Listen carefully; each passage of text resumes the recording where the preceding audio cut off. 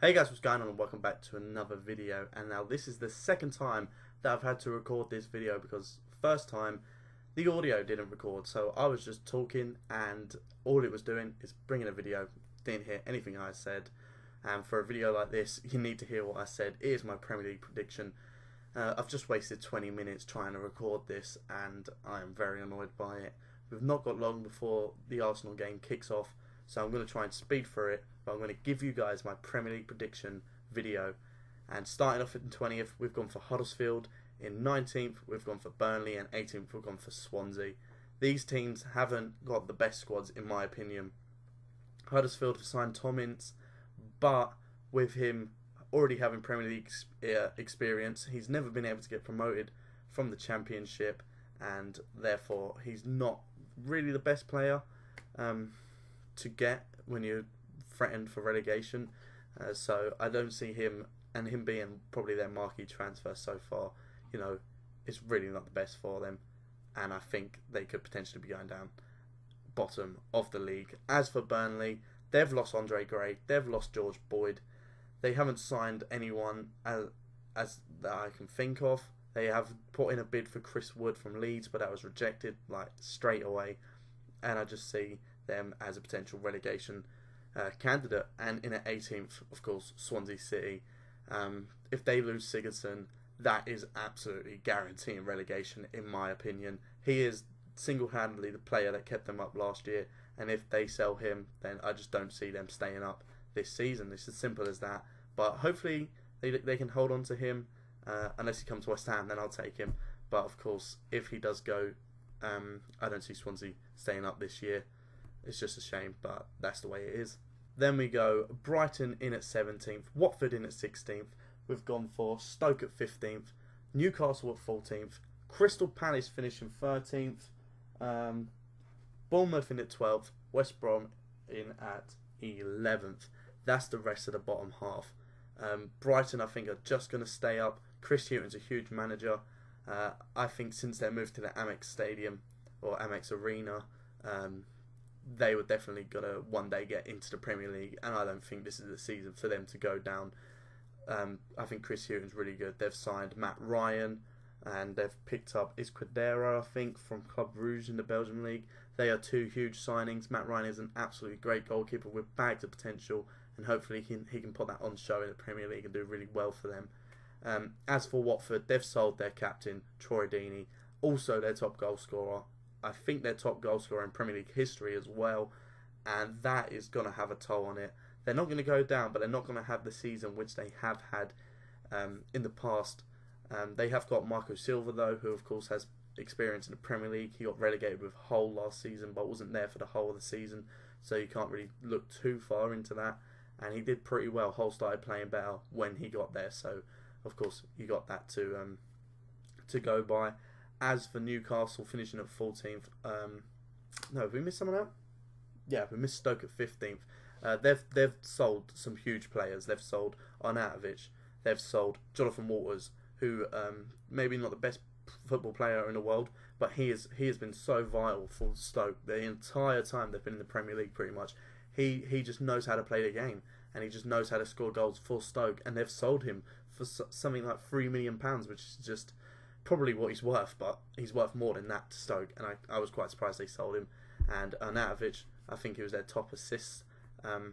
Is that how you'd say that? Top assister? Yeah.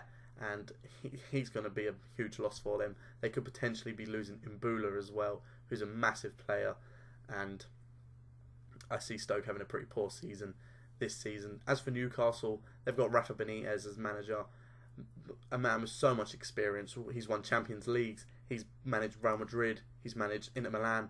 The guy's just got such a good CV, and he's going to keep them in the season. You can't blame him for when they got relegated, because it wasn't his fault. He came in to manage them halfway through the season. You can't really blame him for them going down.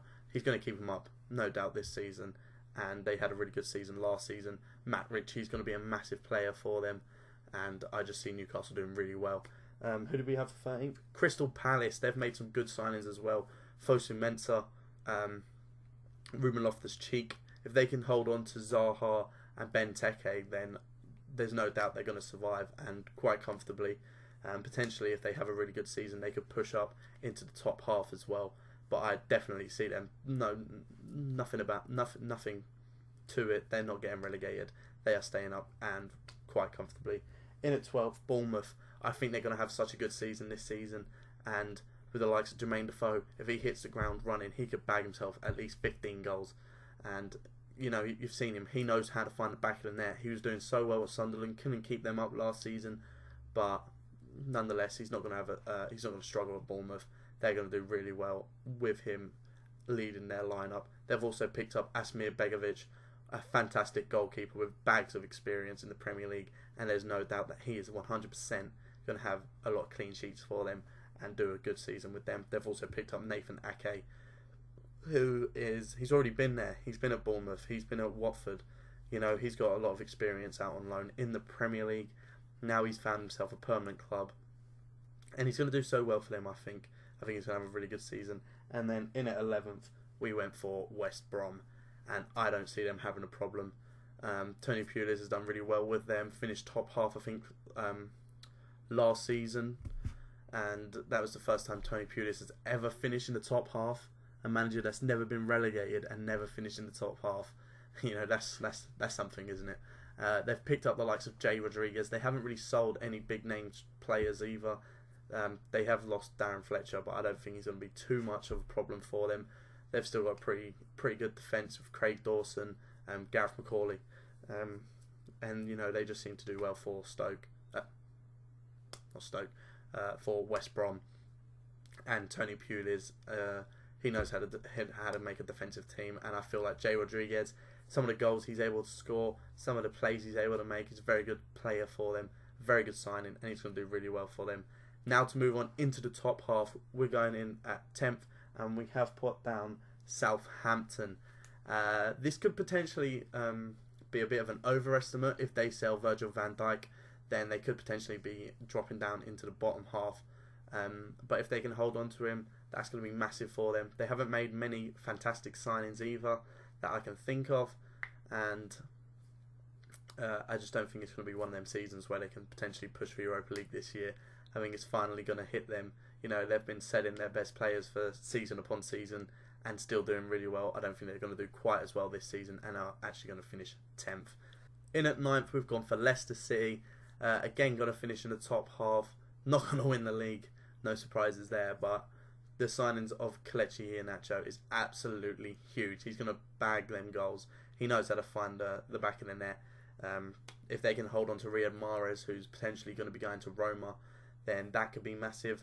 And if they keep hold of Jamie Vardy, that is also going to be huge, and I can see them doing pretty well. They don't have to worry about Champions League football either this season, which means that, you know, they're playing less games, potentially less injuries. The size of their squad's not going to matter too much, and I feel like they're going to comfortably finish 9th in the top half. Moving on to 8th, we've gone for my team right here, West Ham United. We've made some great signings. Joe Hart in goal, Zabaleta at right back, Marco Arnautovic and Javier Hernandez. Potentially, we could be signing William Carvalho as well from Sporting Lisbon. We are currently the favourites to sign him, and he's keen on the move. So if we can push that one through, that is going to be absolutely insane. But nonetheless, the signings we've already made are absolutely huge. All four of them make their way straight into the starting lineup. We wanted quality over quantity this summer, and that's what we've done. Our transfer window has been absolutely fantastic, and if we hit the ground running early, we could potentially be finishing in a European spot, Europa League, maybe even Champions League, maybe even winning the title. Who knows? Leicester done it with a worse squad, so you know, it's potential. It is potential, but we'll have to wait and see. And hopefully, we can have a good season, unlike we did last season in our first season of the London Stadium. Now, moving on to 7th. This is a bit of a surprise. I've actually not gone for Everton like a lot of people have. I have gone for Tottenham Hotspur, the team that's finished 2nd and put the pressure on. For 2 seasons in a row, I've got them not putting the pressure on and actually finishing 7th. And the reason for that is they have lost Kyle Walker, potentially losing Danny Rose, potentially losing Kieran Trippier, and they have not signed any players. Next season, they're playing at the Premier League. They're playing at Wembley Stadium. All 19 of their home Premier League games are going to be at Wembley Stadium, and that their anticipation of playing there, that's going to drop. But every other team that goes to play there, there's going to be a huge anticipation. This is what players dream of, playing at Wembley, and they're going to give 110%. Whereas Tottenham, maybe it's not going to be as big of a deal for them, and that could really cost them. They could potentially be finishing 7th. That's why I feel like they're not going to have the great seasons which they have in the past. Also, they have to deal with Champions League football yet again, and that could put a toll on them. We'll have to wait and see, especially if they're not strengthening their squad or adding any depth to their squad. I'm not saying in the slightest that they have a poor squad. They have a really good squad and a really young squad, which is probably why they're not trying to improve the first team, but they need the squad depth, and especially playing at Wembley. Wembley is a huge pitch. These players are going to get tired. They're going to have injuries. They've got a lot of games to play, and I don't see them doing quite so well. A bit like West Ham did last season, playing at the London Stadium. In at 6th, we've actually gone for Everton. They've made so many good signings. It's unreal. They've had such a good window, but they have lost Romelu Lukaku, a 20-goal a season striker, and that could potentially be a bit of a loss. Well, not potentially, it is a huge loss. But the signings they've made, like Jordan Pickford, Michael Keane,